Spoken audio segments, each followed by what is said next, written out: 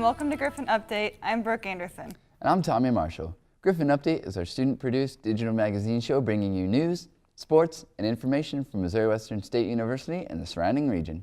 During each program, we will present an in-depth look at the people, places, and events that make Missouri Western and the Northwest region of Missouri a great place to call home. On today's show, we'll let you know of a shop here in town that's perfect for broke college students, like me and Brooke, that are on a budget. We'll also learn more about the various museums here in St. Joseph and why they're so special to our community. And of course, Amari Martin will join us for her sports report. But first, let's learn more about the haunted hall that Missouri Western's Residence Hall Association provided for students on campus this Halloween season. Reporter Jesse Johnson has the story. The Residence Hall Association here on campus does many things for our students. They put on events and also work to improve the quality of living for the residents. The most recent event they put on was Haunted Hall. I got a chance to sit down with Austin Edwards, the secretary for RHA and the coordinator for this event.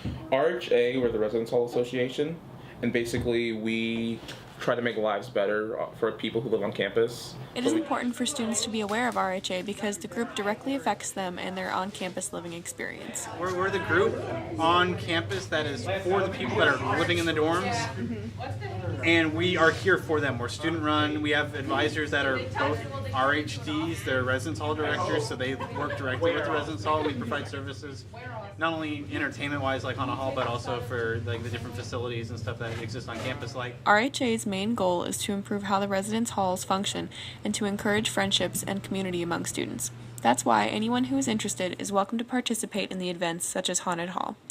This year, many members and even Missouri Western graduates came back to help. Okay, so Haunted Hall is the on-campus Haunted Hall, and basically we have all the residents who want to help come in and they help do acting and they construct it themselves. So it's very it's a good team builder, so people can get to know each other, and a lot of people make a lot of friends because a lot of people just like scaring each other. Oh yeah, so they enter through V Hall, and that's where they pay their $1 fee or their non-perishable food item like ramen noodles or like a can of beans, because we'll donate that stuff. Haunted Hall was a big success this year, and as always, they hope to have next year's be even better. For more information about RHA, you can contact Matt Glover or Austin Edwards or stop by the Commons building. For Griffin Update, I'm Jesse Johnson. Man, I love a good haunted house. I think you mean Haunted Hall.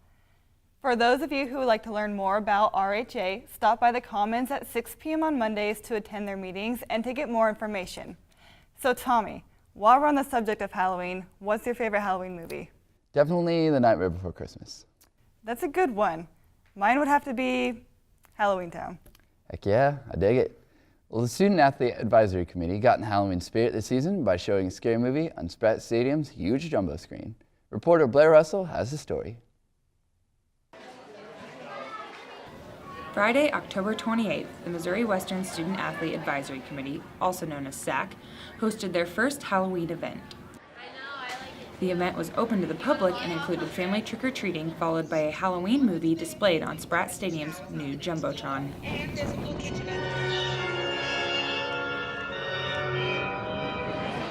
We really wanted to do something to get the community involved, and we knew that the Jumbotron was new at Spratt Stadium, so we thought that'd be cool to incorporate that with the community.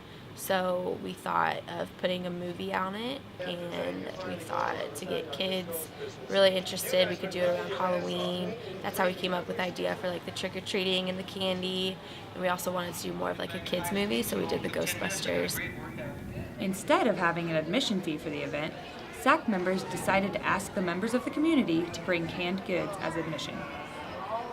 We wanted to do something where we could give back, where our student athletes could again engage with the community and provide something for the community out of this event.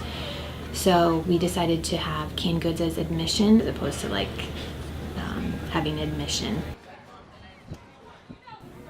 SAC was beyond pleased with the turnout for their first Halloween event and plans to host similar events in the future. If there's a way we can do that again, or something like that, either it could be in Looney, if we could incorporate something after Looney that would bring more people in, that'd be awesome. I think it was a really good start to promoting the sports as well as promoting the Jumbotron and the field and getting more community and families over to Missouri Western's campus. So. Reporting for Griffin Update, I'm Blair Russell. Wow, that was one big screen. Huge. So Tommy, did you make it down to this year's Southside Fall Festival? No, but all my friends got to go. Oh, well that's too bad. The Southside Fall Festival is a great time providing the opportunity for not only hanging out with present friends, but catching up with old ones as well. Reporter Tanner Cobb has the story and can tell us more. Fall time is one of the better times of the year. Beautiful weather, beautiful trees, and family time. The St. Joseph Southside Fall Festival had all three. Here's a look back at the 2016 edition. Well, we're actually in the fall now. Normally in September, we're right on the fringe of fall, but not quite there. So, but I think towards the end of the year, after Labor Day, everybody's looking for an event to go to, and it's kind of a celebration of the end of the year. There are so many things that happen at the St. Joseph Southside Fall Festival year in and year out. There's all kind of craft booths set up. There's events for the kids. There's train rides, camel rides, horse, pony rides. There's a little fire truck over here that's giving rides. So you add that with all the good food, it makes for a great festival. And we have 108 vendors set up with a lot of festival food, a lot of crafts, homemade crafts, and a lot of children's activities. And a lot of children activities there was. From inflatables to games, it was a real fun time for children of all ages. There are many reasons to go to the Southside Fall Festival, but there's one reason in particular that brings in a lot of people. I think it's a lot of schools have their class reunions. They hold it here, and a lot of families have their family reunion here. And it's a chance to get down here and see all your friends because you know they're going to be here. The St. Joseph Southside Fall Festival was full of people catching up with each other. It was a very fun and great activity for families during this great fall season. This is Tanner Cobb from Griffin Update. That looked like a great time. I hate that I missed out on it. Well, there's always next year. That's true. Well, we're going to take a short break and be right back. Don't go anywhere.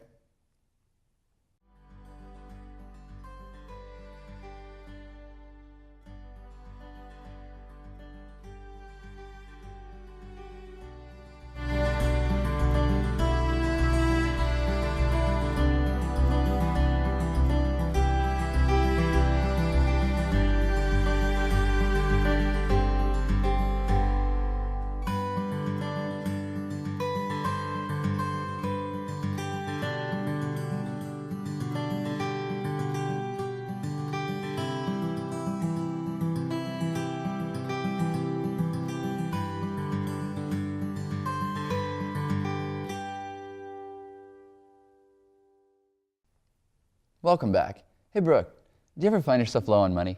Only all the time, like most college students. Why do you ask? Well, I'm sure it must make it hard to stay in style, right?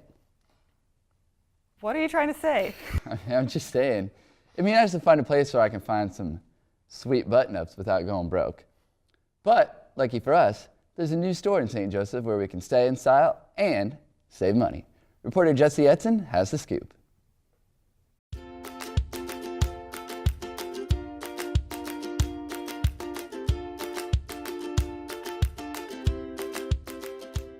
Staying in style as a college student can be hard. Between tuition, books, and coffee, there's not much money left to buy new clothes. Uptown Cheapskate offers a solution for students facing this dilemma. The secondhand store opened in June and has been providing affordable clothing ever since.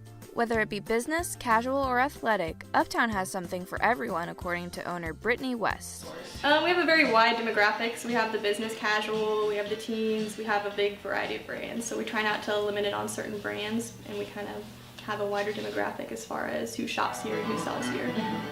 For shoppers like Austin Miller, Uptown is a place to find the latest styles. Yeah, I look around and it seems like there's always something like new here that I'm like, ooh, and so like if you see something you want to grab it because it'll literally be gone the next time you're here. Uptown not only offers prices that are 50 to 70% off regular retail, they also purchase clothes people bring in. No, we buy every single day. We buy on a first come first served basis and then on a daily budget. So once we take in a certain number of items each day, we cut them off. We start every day at 10 o'clock, so you can bring your stuff in and sell it for sure. This trendy secondhand store is a great place for students on a budget to go to. But if you want some new clothes, it's definitely the place to come and grab some stuff, especially to get like brands. Like I just saw some Uggs on the shelf for men's for like $30, and like in store those are like $89. So like I was like, yeah.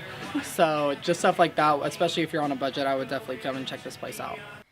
And those who follow the store on Facebook, Twitter, and Instagram can save even more. Yeah, definitely. We try and do cool stuff, especially on the weekends. We'll do cool posts about sales and stuff, special promotions for our Facebook followers, just to kind of make it more personable and get them in here. So if you're looking to stay in style and out of debt, consider visiting Uptown Cheapskate. For Griffin Update, this is Jessica Edson. I'm definitely going to have to check that place out. I need to buy a new coat before winter hits. I need to get my hands on some new Vans. Oh, I bet. So Tommy, who's your favorite president? That's an easy one. James K. Polk, 11th President of the United States. He oversaw the annexation of Texas and the issuing of America's first stamp. Great president with a great name. Funny you should mention greatness, Tommy, because Missouri Western just recently had a forum on presidential greatness. Reporter Austin Bauer has the story. What makes some presidents great? To answer that question, Missouri Western held a forum and provided a range of views on presidential greatness. Political scientist Dr. Ed Taylor explains. The purpose of the forum is to provide an interdisciplinary perspective on the question of what makes a president great or what is greatness. And the idea is that we want to get different perspectives to bring to students to help students kind of think about this question in the context of the presidential election. Taylor argued that it was the institution of the presidency and moments in political time that led to greatness. That institution transcend the individual who occupies it. Skowronek argues what makes presidents great is not personality or characteristics or narratives or discourse. It's about unique moments in time when presidents can reshape and retool the institution to effect change. Historian Dr. Orion Teal placed greatness in a historical context as a responsiveness to grassroots movements. Are shaped by issues that are bubbling up from the grassroots, and that determines in many ways the commitments that they have, the way that they connect with the people. Another historian, Dr. Dominic DeBrinket, argued greatness was all about personality. Personality matters. And it matters in three areas. It matters in the ways in which they apply policy. It matters in the ways that they appease the people. And it matters in the way that their legacies are framed. Right? My grandmother taught me as a young boy that Kennedy was a great president. And when 8-year-old Dom asked why, she was very clear. He was handsome, he was charming, and he was Catholic. And that was his legacy to her. Kovacs argued that narratives surrounding the presidents determined their greatness. Privileged discourse makers whose job it is to try and influence what this narrative can be. Looking forward, both political scientists said that none of this year's presidential hopefuls can achieve greatness.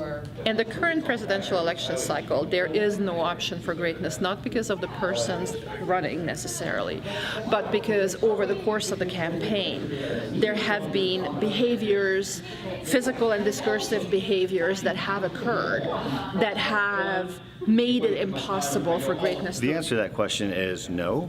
If Skowronek is right, we're at the end of political time, which means we no longer have ideological consensus, which means that presidents are unable to use the institution in any meaningful way to affect massive changes upon society. Overall, the forum participants said the forum went well. I think that this was a really great panel, and I enjoyed being a part of it. It was nice to have the different perspectives and then have a chance to talk with each other about it. I'm really delighted that we had this forum, and I am hoping that we can continue the conversation that we started here tonight so that the campus becomes more of a conversational space about these issues.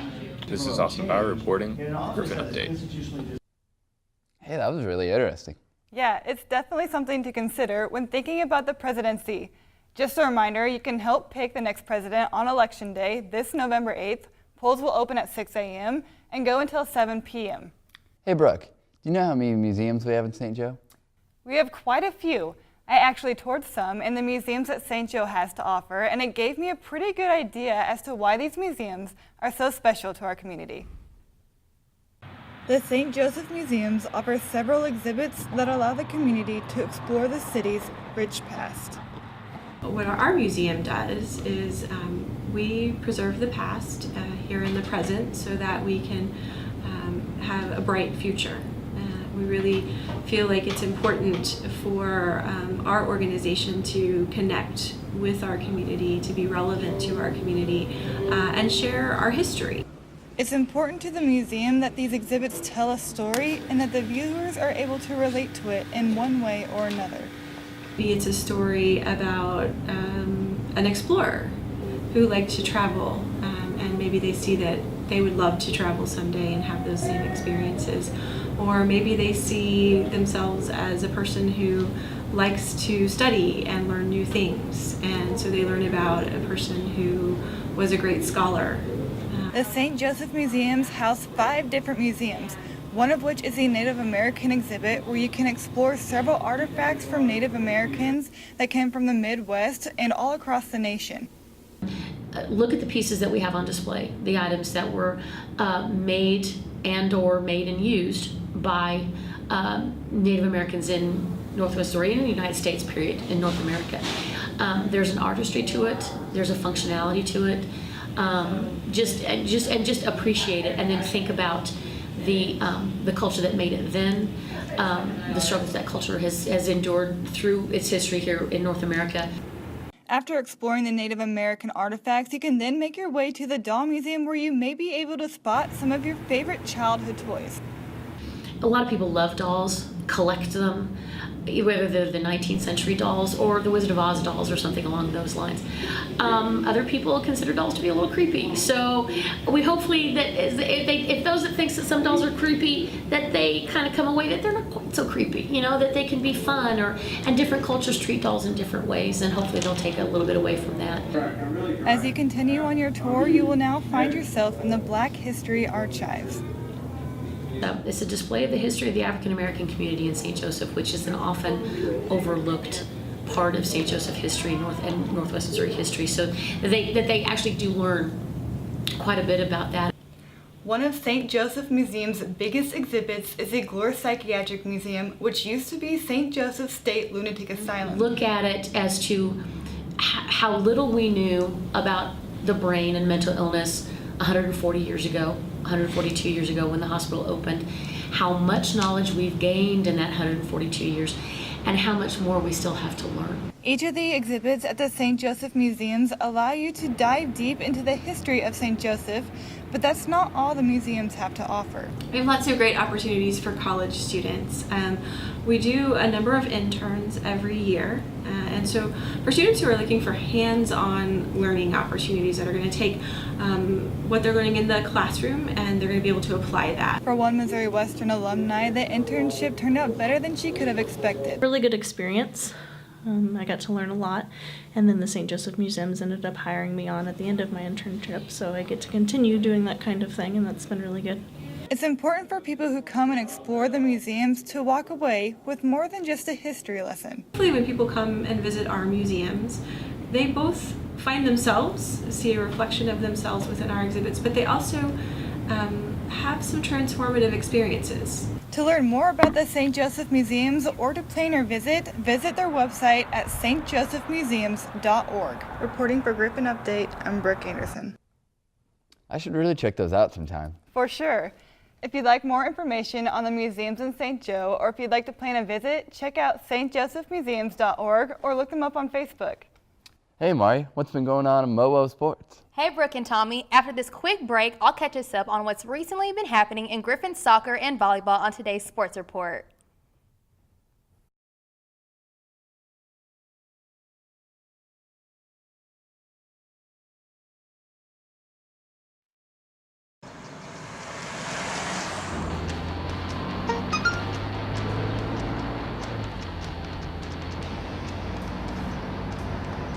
The average text takes your eyes off the road for nearly 5 seconds.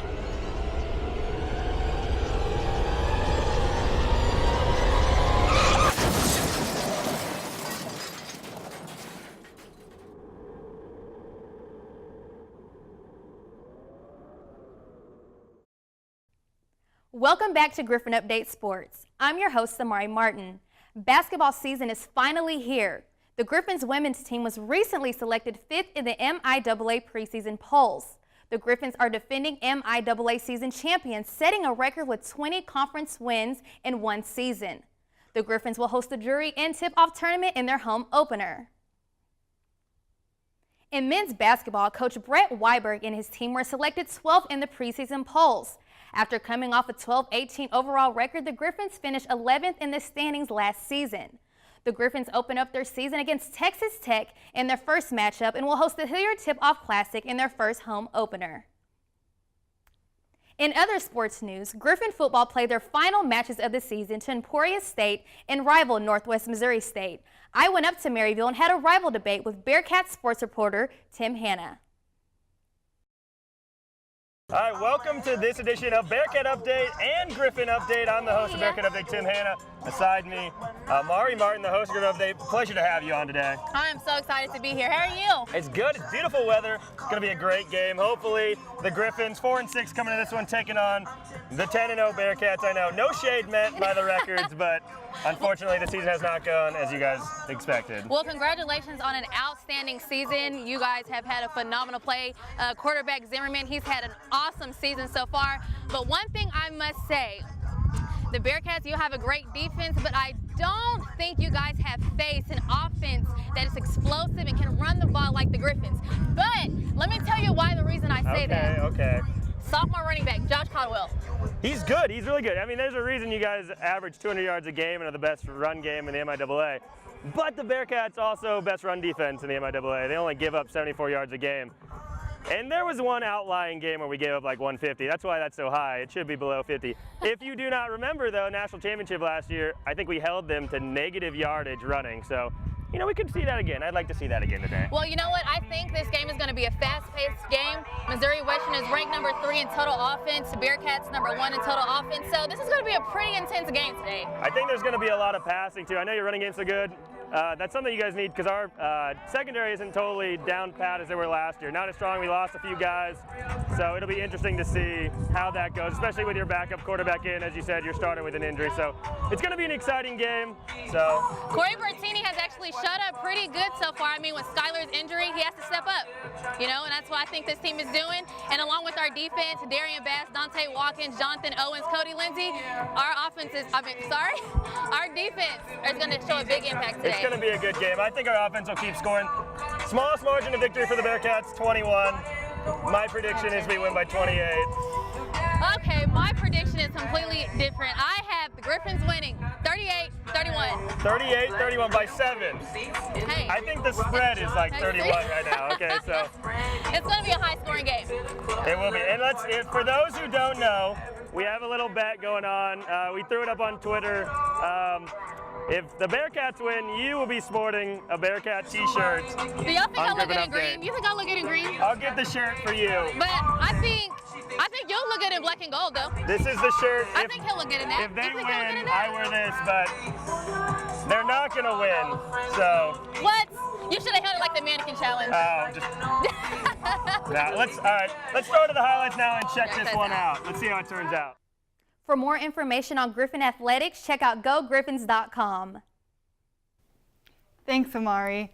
Well, that brings us to the end of our show. You can watch our show on MWSU TV Channel 12. You can also catch us on the Griffin Update Vimeo and YouTube channels and Missouri Western Griffin Media homepage. For all of us here at Griffin Update, thank you for watching.